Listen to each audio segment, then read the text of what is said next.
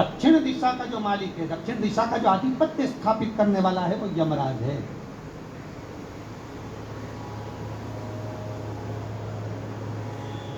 और यमराज पर भी अगर कोई आधिपत्य स्थापित कर लेता है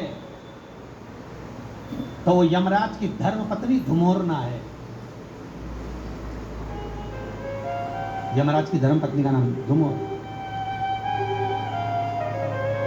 अगर कोई दक्षिण दिशा पर आधिपत्य है यमराज का, यमराज पर आधिपत्य है धुमोरना का, यमराज की पत्नी का, एक काम करो, तुम्हारे पति को अगर बचाना है तो इतने में तो पति को अगर बचाना है तो बस धुमोरना का स्मरण करा।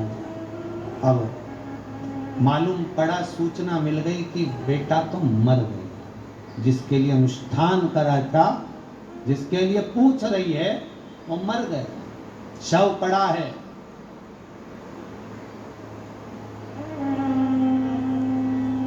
शव के पास गई नहीं, बहू भी नहीं गई, मां भी नहीं गई, शिव चली। धुमोरना का स्मरण करा।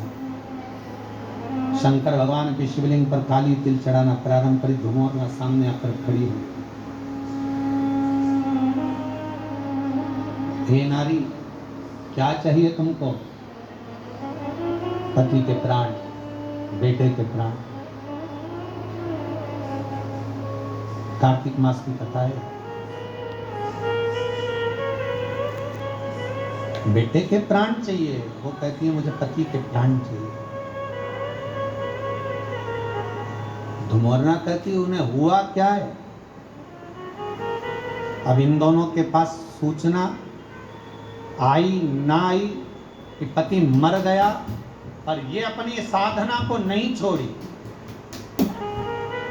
धुमोरना से कहती है मेरे पति के 18 वर्ष की आयु दी है, वो मरने वाला है। धुमोरना ने कहा अगर वो मर गया हो तो मान लो मर गया हो तो। यमराज की पत्नी धुमोरना कहती है तुमने मेरी और शिव की आराधना करी, मैं दक्षिण दिशा की महारानी हूं, चिंता ना करिएगा, मैं दक्षिण का मार्ग रोक दूंगी, क्योंकि पहली स्त्रियां मिली जिसने मेरा आराधना करी। दुनिया के लोग यमराज को मनाते हैं, शनि महाराज को मनाते हैं, बृहस्पति को मनाते हैं, सब देवताओं को मनाने में लगे रहते हैं, पर पहली तुम मिली जिसने शंकर के कहने पर मेरी आराधना करी है। वचन देती हूँ, जाओ, तुम्हारे आंगन में जो काला कम्बल पड़ा हो, लोहे का सामान पड़ा हो, यमराज जब बंदी बनाने के लिए यमदूत आएंगे, वो सामान अगर रखा हुआ दिख गया तो वो लेकर नहीं आएंगे, क्योंकि मैंने वचन दिया था उनको। रख दो उसके सिराने पर। दौड़ी बहू दौड़ कर लोहे का जो सामान पड़ा था उसमें कम्बल रखकर 5.25 किलो अनाज भर